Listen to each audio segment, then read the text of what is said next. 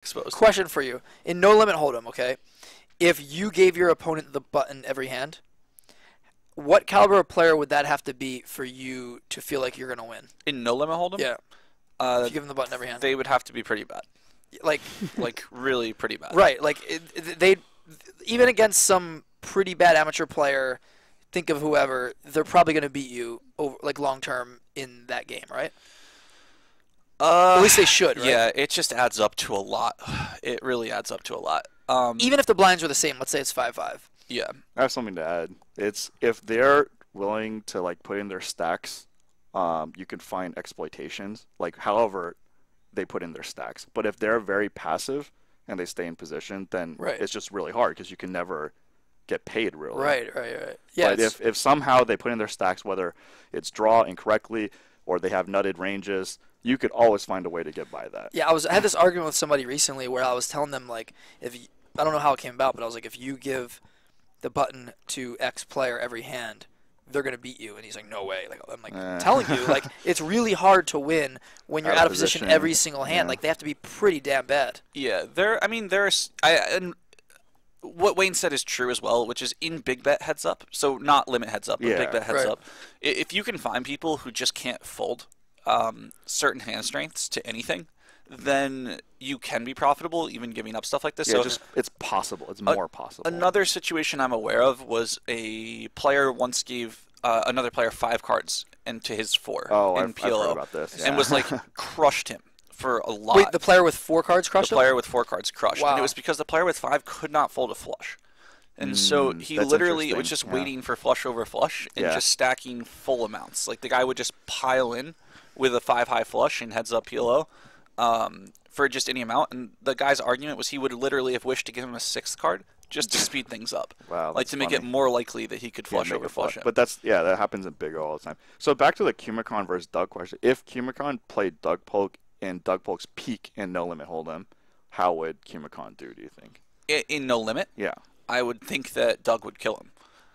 Yeah, but that's like, Kumikon's statement about Doug would be unfair because, like, at that stakes, he's quote-unquote the worst. Well, Kumikon wasn't trying to talk shit, I don't think. Like, Kumikon was asked specifically about his match with Doug, I think by Doug in the chat. So I believe Okay. Doug was in the chat and was like, hey, like, what did you think about my heads up game?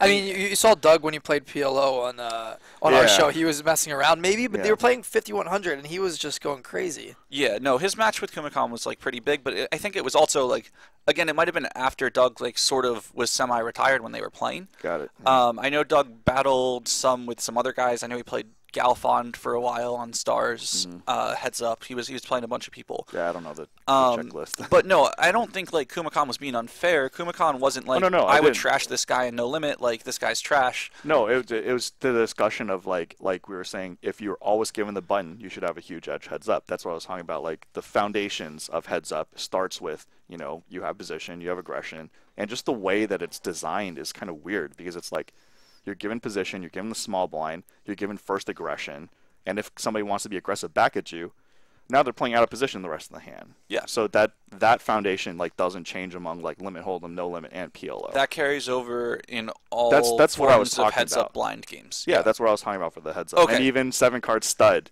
In that case, then I apologize for No, misinterpreting that. Yeah, then. it just means at the highest level, of course, there's going to be so many idiosyncrasies and nuances. Like, But the core concept. the core of concept the button is has a carries strong over. advantage. And Right. Here's why. Yeah. Those reasons are consistent through all games. Yeah. The magnitude of those advantages changes game to game, but like big bets. that yeah. absolutely exists within all the games. Right.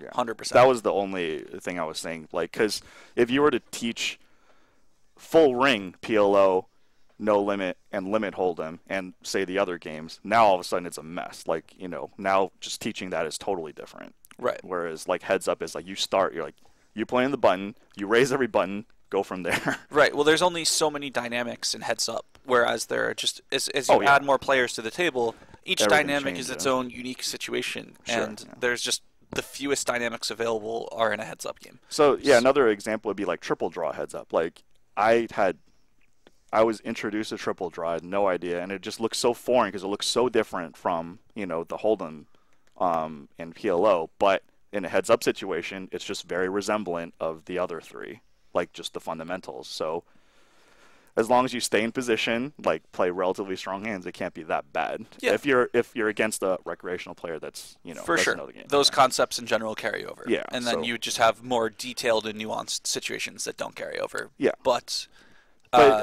absolutely, you could, as long as you understand how to play one game well heads up, Yeah. you're going to have at least a foundational understanding of each. Which game. is very common very in the reasonable. high stakes games when it gets really short, and then say the recreational player wants to play heads up. You essentially you play heads up, no limit hold'em, triple draw, PLO, and you're going to be better at some game. I mean, maybe you're better across the board, but like if you play heads up relatively well, the foundations, then it's fine, and that's a spot you never want to give up. Right. So that's I think the easiest carryover between like learning a new game full ring. That makes sense. Yeah, it's much easier to translate to the heads up version. Let's take some callers. You guys want